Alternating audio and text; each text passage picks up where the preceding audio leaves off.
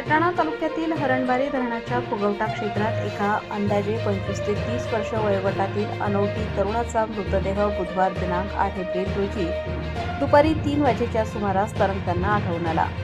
या घटनेमुळे परिसरात मोठी खळबळ उडाली असून अद्याप या मृतदेहाची ओळख पटलेली नाही। मिळालेल्या माहितीनुसार हरणबारी धरणाच्या पाण्यात एक तरुण तरंगत असल्याची माहिती फोनद्वारे पोलिसांना प्राप्त झाली होती। घटनेची माहिती मिळताच सुनील कोटू आहिरे यांनी सामाजिक जबाबदारीतून पुढाकार घेत सदर मृतदेह खासगी रुग्णवाहिकेच्या सहाय्याने सटाणा ग्रामीण रुग्णालयात दाखल केला। मात्र रुग्णालयातील वैद्यकीय अधिकारी डॉक्टर महेश आळंदीकर यांनी तपासणीअंती दुपारी 4 वाजेच्या सुमारास त्या तरुणाला मृत घोषित केले।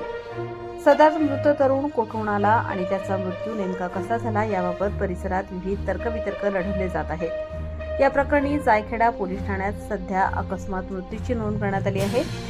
या घटनेचा पुढील तपास जायखेडा पोलीस ठाण्याचे सहाय्यक पोलीस निरीक्षक सागर काळे यांच्या मार्गदर्शनाखाली पोलीस हवालदार शीलावत व PSI संदीप चेडे हे करत आहेत। सदर मृत तरुणाचे नाव किंवा पत्ता याबाबत कोणासही काही माहिती असल्यास त्यांनी तातडीने जायखेडा पोलीस ठाण्याशी संपर्क साधावा असे आवाहन प्रशासनाच्या वतीने करण्यात आले आहे।